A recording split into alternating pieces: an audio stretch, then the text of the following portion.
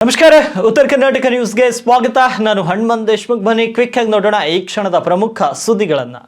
ಪಶ್ಚಿಮ ಏಷ್ಯಾ ಸಂಘರ್ಷ ಹಣದುಬ್ಬರವನ್ನು ಹೆಚ್ಚಿಸಿದ್ದು ಈ ವರ್ಷದ ನೈಜ ಜಿಡಿಪಿ ಬೆಳವಣಿಗೆ ಶೇಕಡಾ 6.9ರಷ್ಟು ಇದೆ ಅಂತ ಭಾರತೀಯ reserve bank governor Sanjay Malhotra ಅವರು ತಿಳಿಸಿದ್ದಾರೆ. ಈ ವರ್ಷದ ಬೆಳವಣಿಗೆಯು 4 ತ್ರೈಮಾಸಿಕದ ಸ್ಥಿರವಾದ ಮಾದರಿಯನ್ನು ತೋರಿಸಿದೆ ಎಂದು ಗವರ್ನರ್ ಹೇಳಿದ್ದಾರೆ. ಕೇಂದ್ರ ಬ್ಯಾಂಕ್ ಮೊದಲ ತ್ರೈಮಾಸಿಕದ ಬೆಳವಣಿಗೆಯನ್ನ ಶೇಕಡಾ 6.9 ಎಂದು ಅಂದಾಜಿಸಿದೆ. ನಂತರ ಎರಡನೇ ತ್ರೈಮಾಸಿಕದಲ್ಲಿ ಶೇಕಡಾ 6.7ರಷ್ಟಿದೆ. ಮೂರನೇ ಮತ್ತು ನಾಲ್ಕನೇ ತ್ರೈಮಾಸಿಕಗಳ ಮುನ್ಸೂಚನೆಗಳು ಕ್ರಮವಾಗಿ 7 ಮತ್ತು 7.2ರಷ್ಟಿವೆ.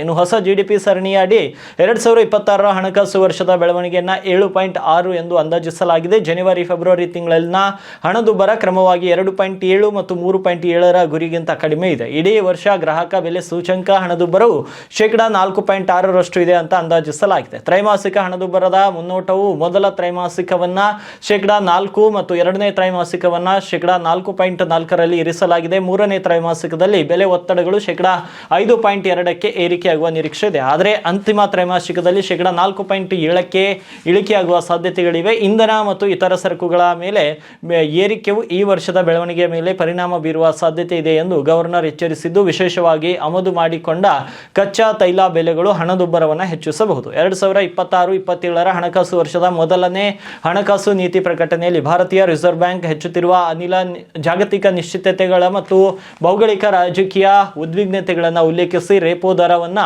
ಶೇಕಡಾ 5.25ರಲ್ಲಿ ಯಥಾಸ್ಥಿತಿಯಲ್ಲಿ ಇರಿಸಿದೆ.